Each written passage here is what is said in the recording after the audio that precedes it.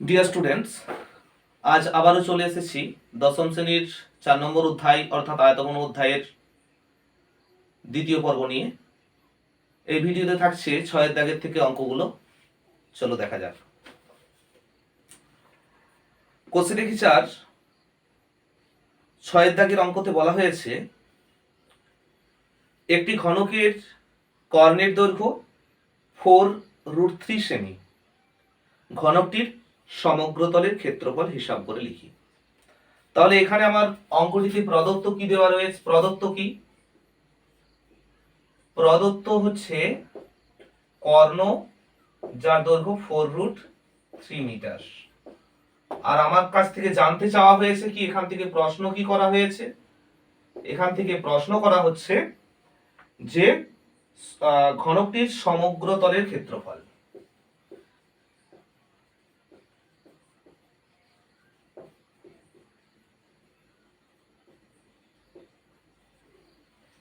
তাহলে এই দুটি বিষয়ের দিকে আমাদেরকে আগে মনোযোগ দিতে হবে। অঙ্কটাতে দেওয়া রয়েছে শুধুমাত্র কর্ণের দৈর্ঘ্যটা হচ্ছে 4√3 মিটার, এবং এখানে আমাকে জানতে চাওয়া হয়েছে যে ওই ঘনকটির সমগ্র তলের ক্ষেত্রফল কত। এখন ঘনকের যে কর্ণের দৈর্ঘ্যের সূত্র সেটা আমাদের কাছে জানা। সেই সূত্রটা হচ্ছে √3 ইন্টু একটি বাহুর দৈর্ঘ্য।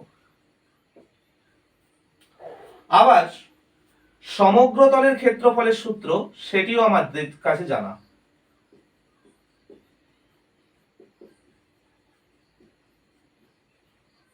ঘনকের যে সমগ্র তলের ক্ষেত্রফল সেটা হচ্ছে 6 স্কয়ার। আর এখানে √3 ইন্টু বাহু বলতে বাহুটাকে a ধরা হয়। তাহলে আমাদেরকে √3 ইন্টু একটি বাহুর দৈর্ঘ্য দেওয়া রয়েছে, যেহেতু কর্ণ দেওয়া রয়েছে, কর্ণ মানেই হচ্ছে √3 ইন্টু একটি বাহু। তাহলে √3 ইন্টু একটু বাহু দেওয়া রয়েছে, আমাদেরকে বার করাতে হবে 6 স্কয়ার, সমগ্র তলের ক্ষেত্রফল। তাহলে যেহেতু আমাদেরকে বাহুর দৈর্ঘ্য বলে দেওয়া নেই, কর্ণটার বাহুর দৈর্ঘ্য কত সেটা বলে দেওয়া নেই, তাহলে আমরা কি করব? বাহুর দৈর্ঘ্যটাকে প্রথমত ধরে নেব।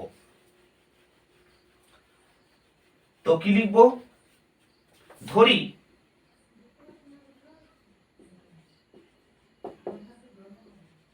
ঘনকটির বাহুর দৈর্ঘ্য সমান a সেমি।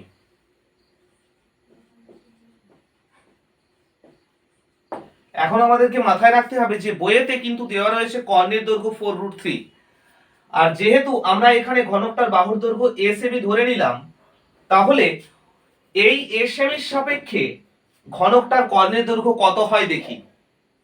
আমরা হিসাব করে কর্ণের দৈর্ঘ্য যেটা পাবো সেটাকে আমরা ইকুয়াল দিয়ে বইয়ের যে কর্ণের দৈর্ঘ্যটা দেওয়া রয়েছে আমাদেরকে সেটা করতে পারি।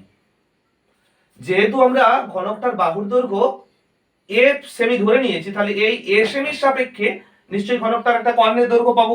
যেহেতু আমরা কর্ণের দৈর্ঘ্যের সূত্র জানি ঘনকের, তাহলে a সেমির সাপেক্ষে আমরা ঘনকটির কর্ণের দৈর্ঘ্য বার করাচ্ছি। অতএব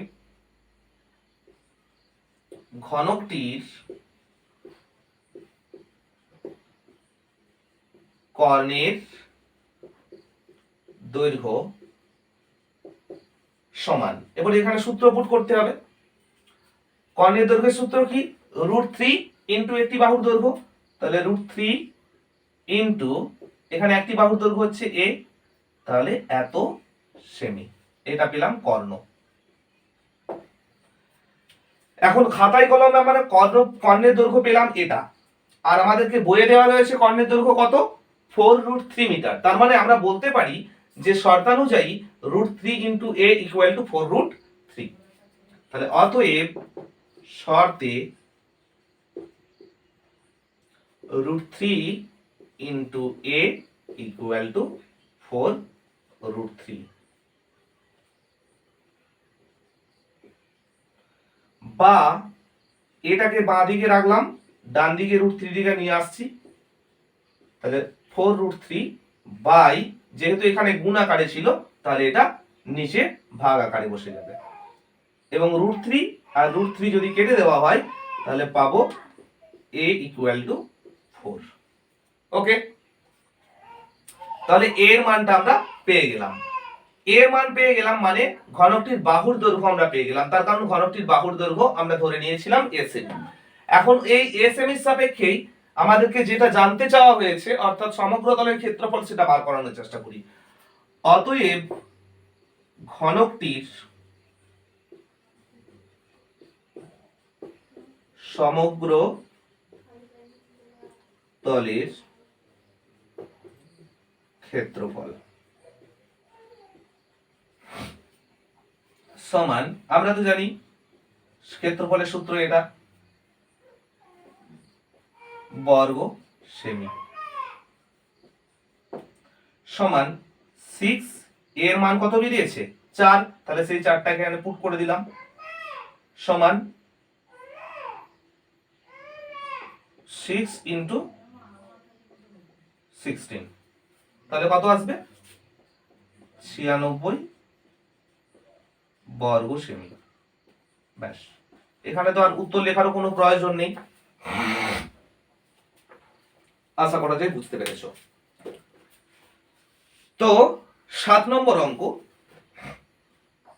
যেটাতে বলা হয়েছে একটি ঘনকের ধারগুলির দৈর্ঘ্যের সমষ্টি 60 সেমি। ঘনকের কটি ধার থাকে? ঘনকের ধার সংখ্যা হচ্ছে 12টি। তাহলে সেই 12টি ধারের সমষ্টি বলেছে 60 সেমি, তাহলে ঘনকটির ঘনফল হিসাব করতে হবে। দেখা যাক,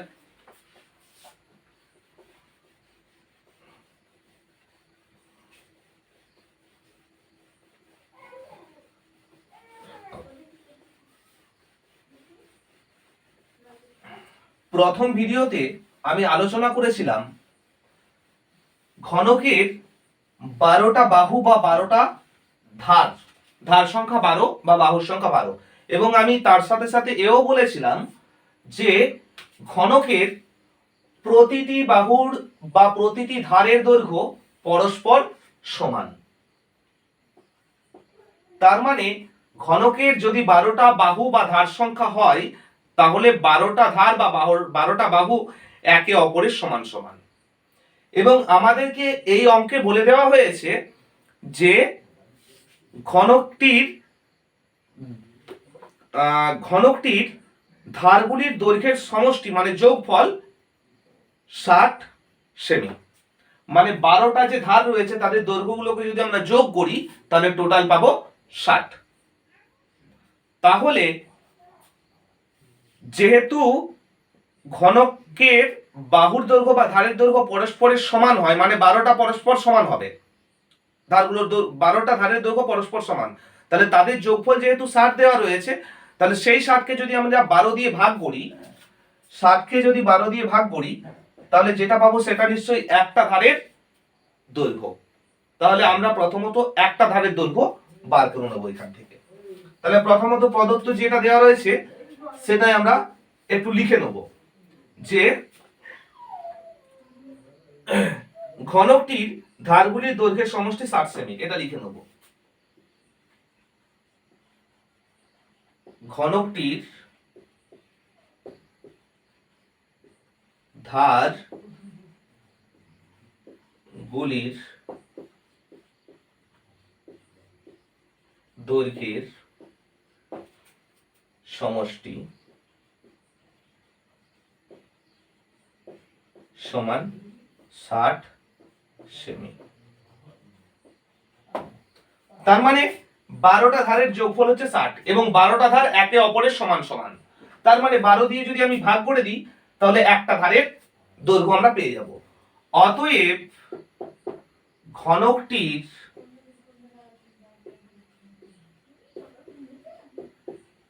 একটি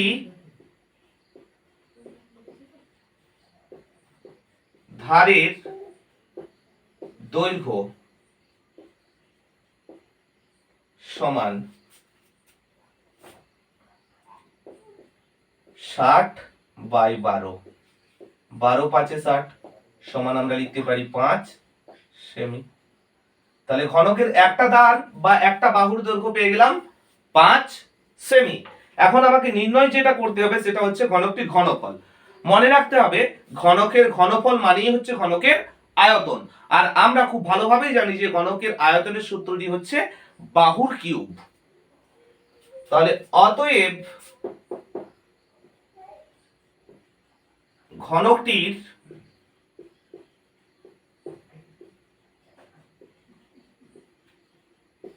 ঘনফল সমান বাহুর কিউব। তাহলে বাহুর দৈর্ঘ্য বা ধারের দৈর্ঘ্য যেহেতু 5 বেরিয়েছে, আমরা 5 হোল কিউব করে দিলাম, তত ঘন সেমি সমান 5 কে যদি 3 বার গুণ করা হয় 5 5 25, 25 5 125, তাহলে 125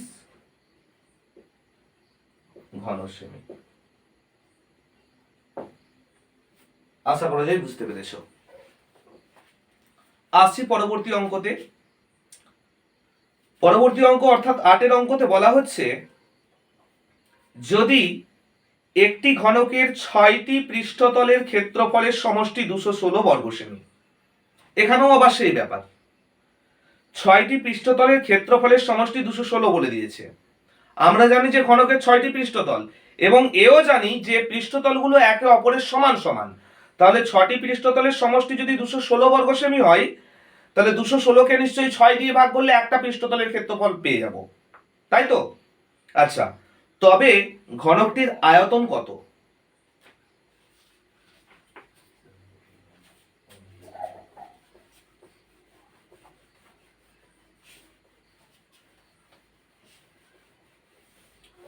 তাহলে পরবর্তীতে আসছি 8 অঙ্কতে। 8 অঙ্কতে বলা হচ্ছে যে একটা ঘনক রয়েছে যার 6টা পৃষ্ঠতলের ক্ষেত্রফলের সমষ্টি হচ্ছে 216। তাহলে ঘনকের পৃষ্ঠতলগুলো একে অপরের সমান সমান হয় আমরা জানি। তাহলে 6টা পৃষ্ঠতলের ক্ষেত্রফল যেহেতু 216, তাহলে 216কে 6 দিয়ে যদি আমি ভাগ করতে পারি, তাহলে যে মানটা পাবো সেটা নিশ্চয়ই একটা পৃষ্ঠতলের ক্ষেত্রফল, তাই তো? তাহলে প্রদত্ত আমাদেরকে কি দেওয়া রয়েছে সেটা একটু লিখে নিই। তাহলে এখানে লিখবো কি, ঘনকটির 6টি পৃষ্ঠতলের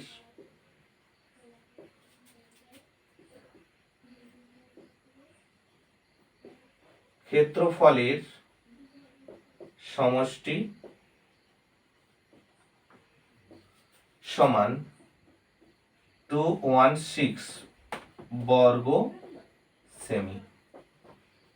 এটা আমরা পেলাম, দেওয়া রয়েছে, এটা দেওয়া রয়েছে। তাহলে 6টি পৃষ্ঠতলের ক্ষেত্রফলের সমষ্টি যদি 216 হয়, তাহলে একটি পৃষ্ঠতলের ক্ষেত্রফলের সমষ্টি নিশ্চয়ই 216/6 হবে। তাহলে অতএব ঘনকটির একটি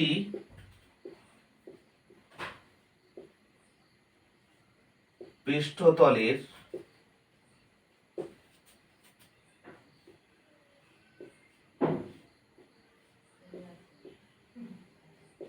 ক্ষেত্রফল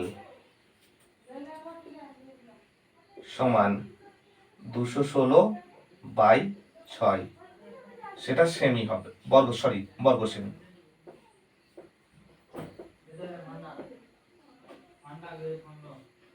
6 6 36, ভাগটা ভুল হচ্ছে, 6 3 18, 3 6 6 36 সমান 36 বর্গ সেমি। এটা এলো একটা পৃষ্ঠতলের ক্ষেত্রফল। বিষয়টা এই জায়গাতে আমরা পেলাম কি, একটা পৃষ্ঠতলের ক্ষেত্রফল হচ্ছে 36 বর্গ সেমি। কার না? ঘনকটির। তাহলে যেহেতু ঘনকের পৃষ্ঠতল কি হয়? বর্গাকার হয় বা বর্গক্ষেত্রাকার হয়, এবং বর্গক্ষেত্রের ক্ষেত্রফল দেওয়া থাকলে বর্গক্ষেত্রের বাহুর দৈর্ঘ্যের সূত্র হচ্ছে √অফ ক্ষেত্রফল।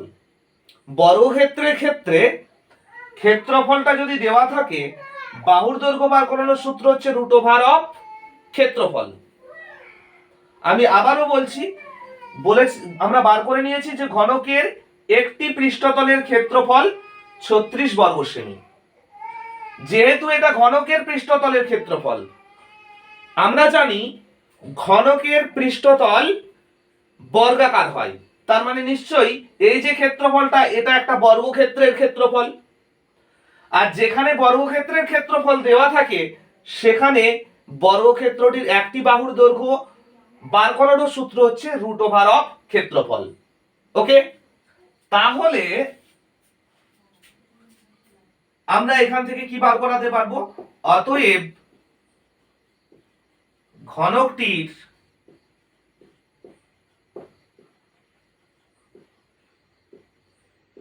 একটি বাহুর দৈর্ঘ্য সমান √অফ ক্ষেত্রফল। যেটা ক্ষেত্রফল পেয়েছি তার √অফ করে দিলাম। এখানে এককটি আসবে সেমি, সমান 6 সেমি। এরপর যেখানে আমরা ঘনকের একটা বাহুর দৈর্ঘ্য পেয়ে গেছি, সেখানে ঘনফল বার করানোটা কোনো সমস্যাই নয়। মনে রাখতে হবে ঘনফল মানেই হচ্ছে আয়তন, ঘনকের ঘনফল মানেই ঘনকের আয়তন। তাহলে ঘনকটার আয়তন নির্ণয় করি বা ঘনফল নির্ণয় করি। অতএব ঘনকটির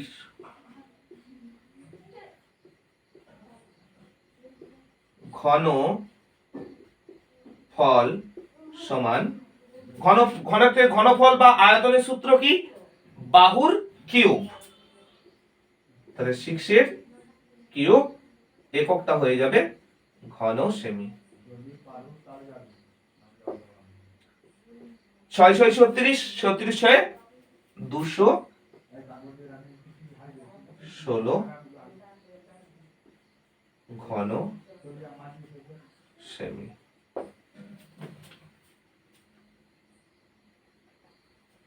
আচ্ছা,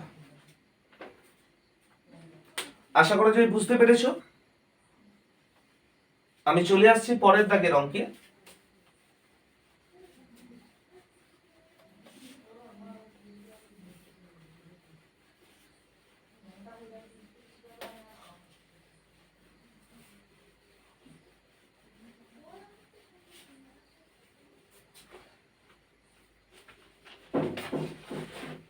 দাগ নাম্বার 9। 9 দাগে অঙ্কে কি বলা হচ্ছে? একটি সমকোণী চৌপলের আয়তন 432 ঘন সেমি। এখন সমকোণী চৌপল, আশ্চর্য হয়ে যেতে পারো অনেকে। মনে রাখবে সমকোণী চৌপল যেটা সেটাই হচ্ছে আয়তঘন, অর্থাৎ আয়তঘনের অপর নাম হচ্ছে সমকোণী চৌপল। তাহলে একটি সমকোণী চৌপলের আয়তন 432 ঘন সেমি। একটা সমকোণী চৌপল বা একটা আয়তঘনের আয়তন আমাদেরকে দিয়ে দেওয়া রয়েছে 432 ঘন সেমি। তাকে সমান আয়তন বিশিষ্ট দুটি ঘনকে পরিণত করা হলো। প্রত্যেক ঘনকের প্রত্যেক ধারের দৈর্ঘ্য কত হবে সেটা হিসাব করতে হবে।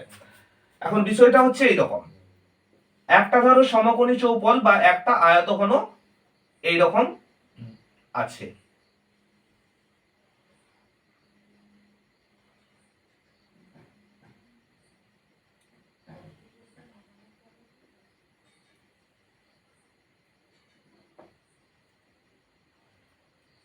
মোটামুটি এইরকম ধরো একটা আয়তঘন রয়েছে।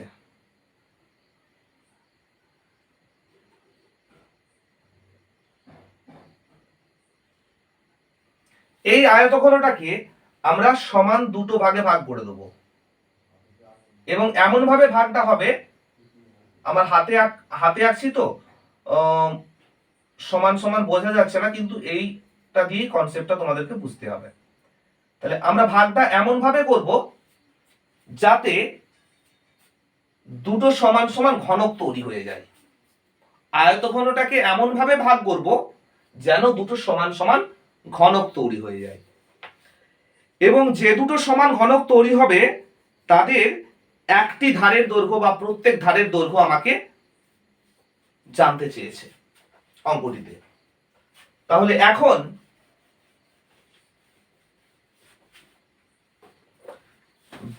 বিষয়টি হচ্ছে, আমরা ওই আয়তঘনকটাকে ভাগ করার পর যেই সমান মাপের দুটো ঘনক পাবো, ধরে নিচ্ছি তাদের প্রতিবাহুর দৈর্ঘ্য এ, এটা আমরা ধরে নিচ্ছি। ধরি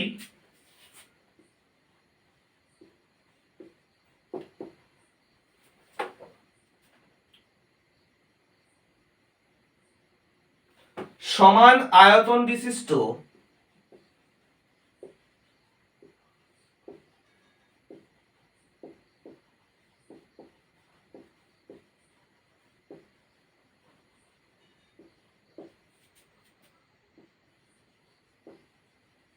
ঘনক দুটির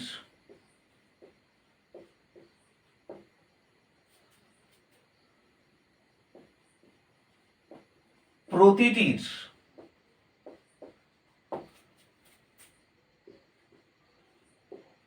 প্রতি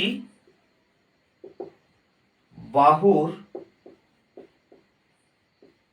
দৈর্ঘ্য এ সেমি, আমরা এটা ধরে নিলাম।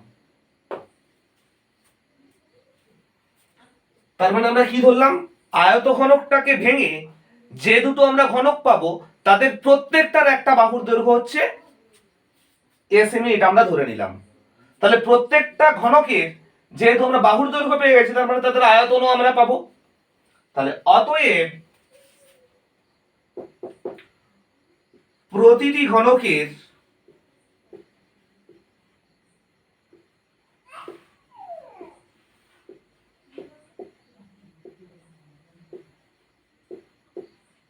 আয়তন হবে বাহুর কিউব, তাহলে লিখতে পারি এ কিউব ঘন সেমি।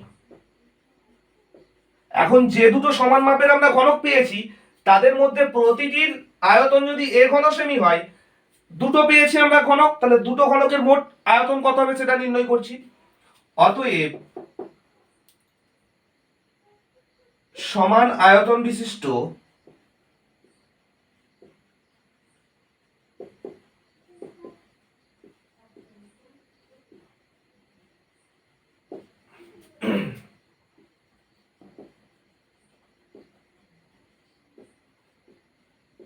ঘনক দুটির মোট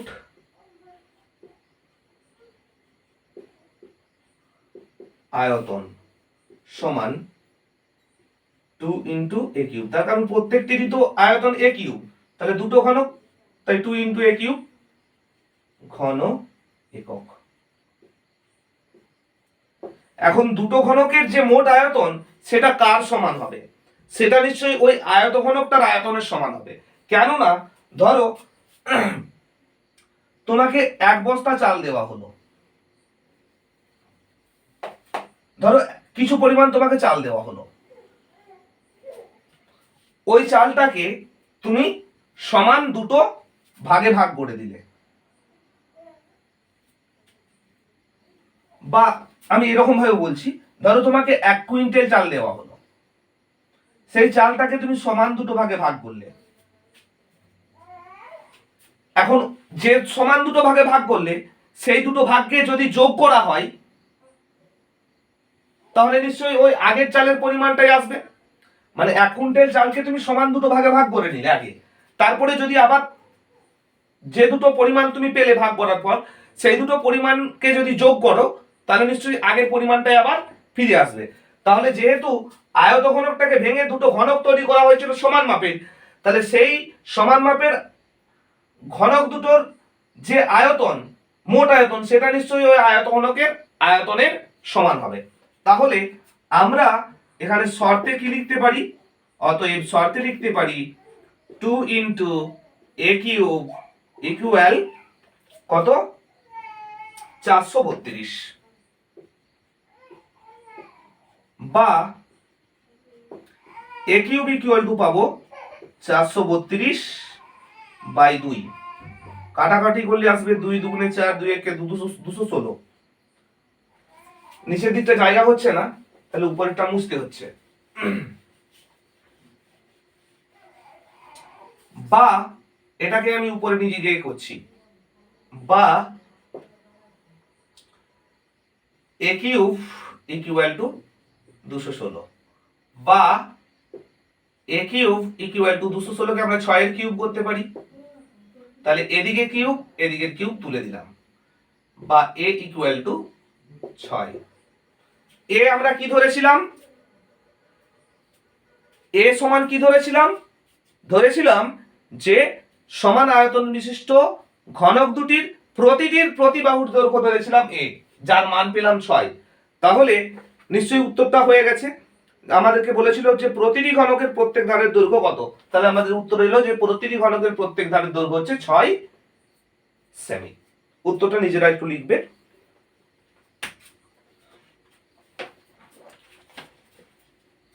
আসছি পরের অঙ্কে।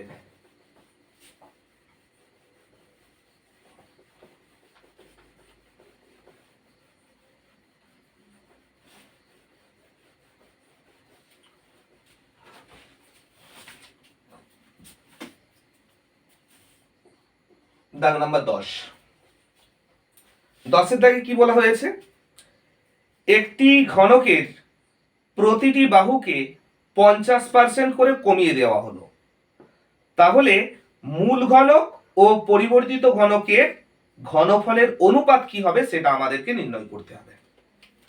তাহলে এখানে দেখো, যেহেতু ঘনকটার ঠিকুচি কুষ্টি আমাদেরকে কোনো কিছু দেয়নি, মানে বাহুর দৈর্ঘ্য টাহুর দৈর্ঘ্য কোনো কিছু দেয়নি যেহেতু, তাহলে আমরা বাহুর দৈর্ঘ্যটাকে এ ধরে নেব। তাহলে মনে করি বা ধরি ঘনকটির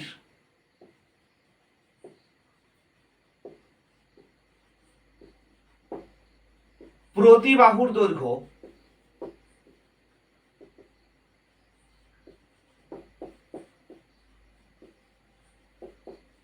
সমান এ একক।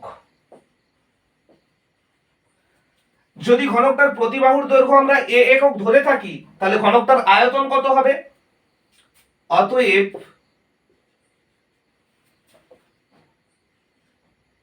আচ্ছা, এখানে আয়তন বললে হবে না, তার কারণ আমাদেরকে অ্যানসারটা যেটা চেয়েছে যে মূল ঘনক আর পরিবর্তিত ঘনকের ঘনফলের অনুপাত। তাহলে এখানে আমরা এটা এই ঘনকটার বাহুর দৈর্ঘ্য এ ধরেছি, তার মানে এটাই মূল ঘনক, তাহলে এর ঘনফল বার করাবো। অ্যাকচুয়ালি ঘনফল আয়তন একই, কিন্তু যেভাবে লেখা আছে সেভাবেই লিখবো। তাহলে অতএব ঘনকটির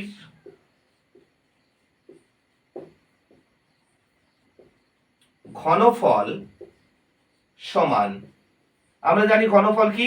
বাহুর কিউব, তাহলে এ কিউব ঘন একক। এটা মূল এককের ঘনফল বেরোলো। এখন পরিবর্তিত ঘনকটা কিভাবে হবে? না, যে ঘনকের বাহুর যে দৈর্ঘ্যটা রয়েছে সেটাকে আমি 50% কমিয়ে দেবো, তাহলে নতুন আরেকটা ঘনক চলে আসবে। তাহলে কি লিখবো? ঘনকটির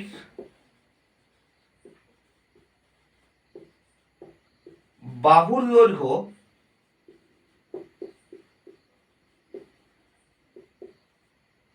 %50 কমালে পরিবর্তিত ঘনকের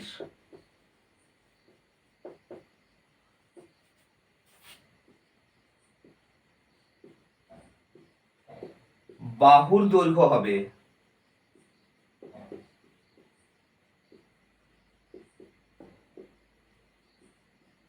সমান কত হবে? বাহুর দৈর্ঘ্য ছিল আগে এ, এখন আমরা কমাচ্ছি, তাহলে মাইনাস করব। কত কমাচ্ছি? যা ছিল তার 50%, তাহলে ছিল এ, তাহলে এ এর 50% মানে এ ইন্টু 50%, এটি কমাবো।